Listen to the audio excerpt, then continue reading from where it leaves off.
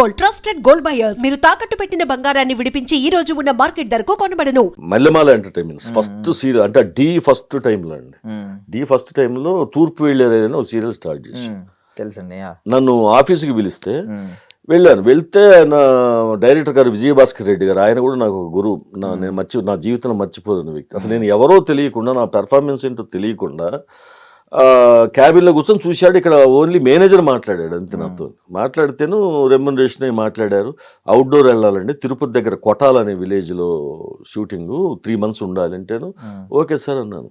తీరా చూస్తే అది ఏదో మామూలు క్యారెక్టర్ ఏమో, అంటే 7-8 మందిలో ఒకలాగా, ఒక ఫ్యామిలీలో ఒక మెంబర్ లాగేమో అనుకున్నాను. తీరా అక్కడికి వెళ్ళాక డైరెక్టర్ గారు అక్కడే ఇదవటం, మాట్లాడటం దాంతో. వెళ్ళిన తర్వాత కెమెరామెన్ గారు కానీ ప్రభాకర్ గారు అందరూ కిందకి మీద, ఎందుకంటే సత్యం అనే క్యారెక్టర్ దానికి హార్ట్, గుండెకాయ అనమాట. అన్నా చెల్లెల మధ్య అనుబంధం అంతే. ఒక పల్లెటూరులో తల్లిదండ్రులు చనిపోతే అన్నయ్యే తండ్రిలాగా పెంచి ఆ అమ్మాయి పెళ్లి చేయాలనుకుంటాడు. కథ అది అనమాట మొత్తం. శారద అని ఒక మూవీ ఉంది, లేదంటే నువ్వు వస్తానంటే నేను వద్దండి, శ్రీహరి గారు, త్రిష, జస్ట్ లైక్ ఆ టైప్ స్టోరీ అనమాట. అంత పెద్ద క్యారెక్టర్ ఎన్నుకున్నాను. అక్కడికి వెళ్ళా తెలిసి నాకు చివరి షేకింగ్ వచ్చింది, భయం వేసింది. అమ్మ ఇంత క్యారెక్టర్ నేను చేయగలనా అనేసి.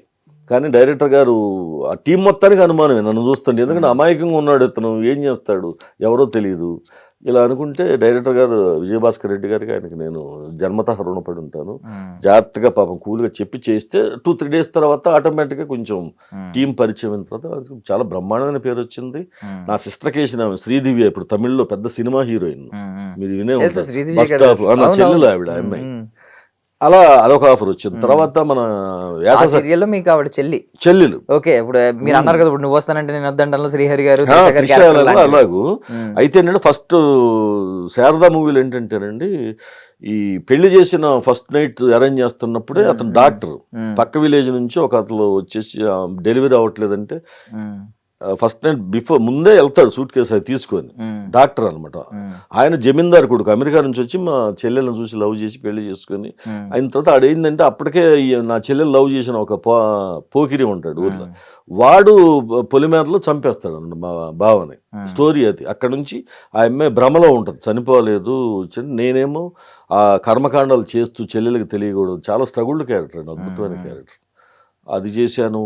తర్వాత వచ్చేసి ఏటా సత్యనారాయణ గారు వినే ఉంటారు కదా, సినిమా వచ్చింది కదా రజా, ఆయన పెళ్లినాటి ప్రమాణాలని, అక్కుల్ వాడు కన్నడలో హీరో, అతను సీరియల్స్ మూవీ, అతను హీరోగా, నేను విలను బాబాయ్ దేవరాజ్. అది కూడా అంతే అండి, ఏకగ్రీవంగా నాకు జీ తెలుగు కుటుంబ అవార్డ్స్లో బెస్ట్ విలన్ ఇచ్చారు, మేల్ విలన్. అదొకటి అలా తీసుకున్నాను, పెళ్లినాటి ప్రమాణాలు. తర్వాత మన శ్రీరామ్ ఉన్నాడు కదా, ప్రొడ్యూసర్ కమ్ హీరో, ప్రేమంత మధురం అని, అందులో కూడా రఘుపతి అనే క్యారెక్టర్ చేశాను. యాక్చువల్లీ ఫస్ట్ 6 months ఉంటుందన్న క్యారెక్టర్ సీరియస్ విలన్.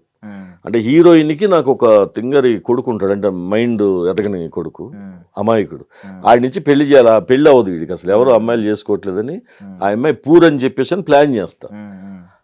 ఆ హీరోయిన్ ఇంటి పక్కన పెద్దమ్మ తల్లి బస్తీ అని చాలా ఫేమ్ అయింది, మన ఇక్కడ నార్సింగ్లో తీశాను ఒక సెట్ వేసి.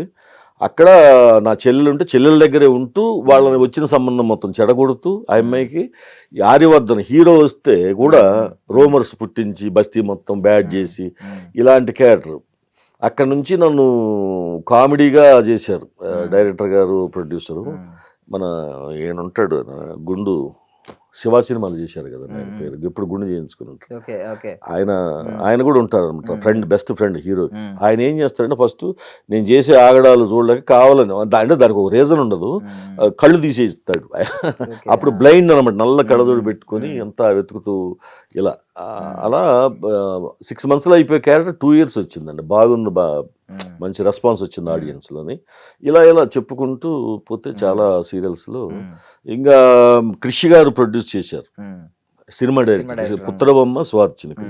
పుత్రబొమ్మలో నేను జాకీ లీడ్ రోల్స్. అది కూడా అవుట్డోర్ చేసి వచ్చాము. అది కొన్ని 100 ఎపిసోడ్స్ నడిచింది. స్వాతి చినుకులు, అందులో నేనే లీడ్ రోలు. ఇలా చాలా మన దాసరి గారు, మహానుభావుడు దాసరి నారాయణరావు గారి అభిషేకంలో అయితే 2 క్యారెక్టర్లు చేశారు. అంటే 2 years వచ్చిందండి, ఒక్కోటి 2 years వచ్చింది. 1 year గ్యాప్ తర్వాత మళ్ళీ అక్కడ కంపెనీ నుంచి ఫోన్ వచ్చింది, ఆయన సార్ పేరు ఆయన చేసి మళ్ళీ ఏమైనా ఒక విలన్ వస్తుంది కామెడీ విలన్ అంటేను మొన్న చేసాం కదా సార్ అంటే 1 year అయిపోయింది కదా సార్ మర్చిపోయింటారు రండి అని మళ్ళీ అంటే మన మంచితనం మీద అనమాట. ఇప్పుడు మనం ఇబ్బంది పెట్టకపోతే వాళ్ళు మనకు కోఆపరేట్ చేస్తారు అలా.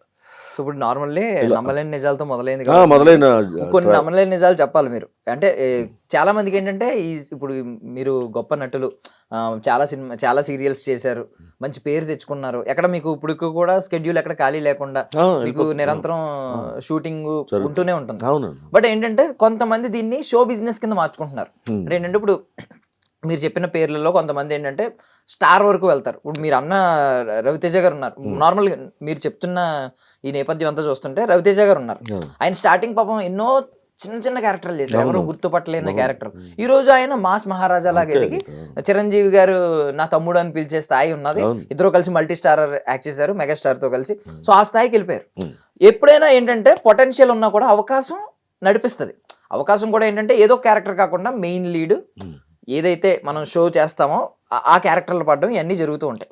సో మీరు ఎందుకు సార్ అంటే ఈ షో బిజినెస్ వైపు వెళ్లకుండా అంటే ఒక మంచి నటుడిగా మిగిలిపోయారు? అంటే షో బిజినెస్ వెళ్ళేసరికి ఏమవుతుందంటే కమర్షియల్ ఫార్మేట్ లో అది కమర్షియల్ గా ముందుకెళ్తుంది, కొంచెం ఈ చూపించుకోవడం, డబ్బులు సంపాదించడం సంథింగ్ అంతా వేరే ఉంటది.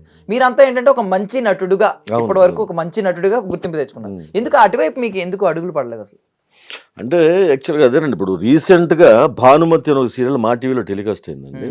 ఆ భానుమతి ఫాదరు కోటి అని ఒక రగ్గుడు క్యారెక్టర్ అనమాట. అంటే విలేజ్లో పరమ బేవర్స్ అన్నట్టు, పేకాడి మందు కొట్టి నా వైఫ్ క్యారెక్టర్ వంటలు చేసుకుని వచ్చి డబ్బులు దాచిపెడితే అవి కూడా తీసుకెళ్ళిపోయి 90 కొట్టేసి ఇలా చేస్తాను. నా కూతురికి నీట్ డాక్టర్ అవ్వాలనేసి ప్రిపేర్ అవుతుంటే ఆమె వంట డబ్బులతోటి బుక్స్ కొనిస్తే ఇంతలా బుక్స్ వీళ్ళందరూ పడుకుంటే బుక్స్ కూడా సంకలో పెట్టుకుని పోయి 90కి అమ్మేస్తాయి. 5,000 రూపాయల వాల్యుబుల్ బుక్స్. అలాంటి క్యారెక్టర్ కూడా మా టీవీలో ఛానల్లో ఈ సబ్జెక్ట్ అనుకున్నప్పుడు కోటి క్యారెక్టర్ రాధాకృష్ణ అని అనుకున్నాను. అంత నాకు నేమ్ ఉందండి. జీ తెలుగులో కూడా అనురాధ గారు కానీ మేడం కానీ మా టీవీలో కానీ ఈ టీవీలో కానివ్వండి అందరికీ నాకు అదొక పేరు ఉంది. కానీ నాకున్న మైనస్ ఏంటి, సినిమాల్లో కూడా నా సర్కిల్ ఉన్నారండి ఫ్రెండ్స్ డైరెక్టర్స్. బట్ నాకున్న ప్రాబ్లం ఏంటి, దేవుడు ఈ ఆర్ట్ ఇచ్చాడు కానీ వెళ్ళి పదే తిరిగి అడిగి అంటే మొహం అంటాడు, పల్లెటూరు మనస్తత్వం, ఆత్మాభిమానం ఎక్కువ, సెన్సిటివ్, బాగా సెన్సిటివ్. నేను ఒకసారి వెళ్ళిన తర్వాత మళ్ళీ ఒక 10 days తర్వాత టచ్లోకి వెళ్తే చెప్తాను కదా, ఎందుకంటే అది చాలు నాకు, అంటే బాణం గుచ్చినట్టు అయిపోద్ది అనమాట. అది ఆ మనసుతో ఎన్నోసార్లు కళ్ళని నీళ్లు పెట్టుకున్నాను. కాకపోతే ఈ ఆర్టిస్ట్ కూడా నేను ఎందుకు నిలబడ్డానంటే మధ్యలో కూడా మీకు ఒక చిన్న సంఘటన చెప్పాలి నాకు. అంటే సినిమా ఇది ఎట్లా ఉంటాయి అంటానికి, ఒక మూవీలో సుమన్ గారి పక్కన చేస్తుంటానండి పద్మాలయ స్టూడియో. అప్పుడు ఈ షేర్ ఆటోలు ఇవన్నీ ఏమి లేవు, చాలా కాముగా ఉండేది. 9 అయిందంటేనే ఫిలిం నగర్ మొత్తం ఎక్కడ పిన్ డ్రాప్స్ ఒక పల్లెటూరులాగా అయిపోయింది అనమాట. అంత పబ్లిక్ లేదు, ఫ్లోటింగ్ లేదు. అయితే పద్మాలయ స్టూడియోలో సుమన్ గారి పక్కన 4 persons కావాలంటే చేస్తాను. పద్మాలయ వాళ్ళదే మూవీ చేస్తుంటే నేను ఈ రెస్టారెంట్ చెప్పాను కదా తీసేసి, నాకు యాక్చువల్లీ కారు కూడా ఉండేది, కారు కూడా అమ్మేసుకున్నాను, బైక్ కూడా లేని పరిస్థితి అనమాట, నడిచి తిరిగే పరిస్థితి. వెళ్ళాను, చేసి రోజు చేస్తున్నాము. నా పక్కన చేసే 3 members కూడా ఫ్రెండ్సే, మనకి తోటి ఆర్టిస్టులే కదా, 15 రోజులు చేస్తే ఫ్రెండ్సే. వాళ్ళకి బైక్స్ ఉన్నాయి. ఒకరోజు నైట్ 1:32 అయింది. నేను ముగ్గురిని రిక్వెస్ట్ చేసే, భయ్య ఇప్పుడు ఒక్కొక్కసారి ఇప్పుడంటే కొంచెం మోసాలు, అప్పట్లో కొత్త వాళ్ళు అడిగినా లిఫ్ట్ ఇచ్చే పరిస్థితి అన్న, అక్కడ దాకా వస్తుందంటే నా టైర్ బాగలేదని ఒకడు, నాది షాక్ అబ్జర్స్ పై నేను ఒకడు, చైన్స్ పాకెట్ పోయిందని ఒకడు, సింగిలే ముగ్గురు కూడా, అయినా కూడా నన్ను ఎక్కించుకోలేదండి.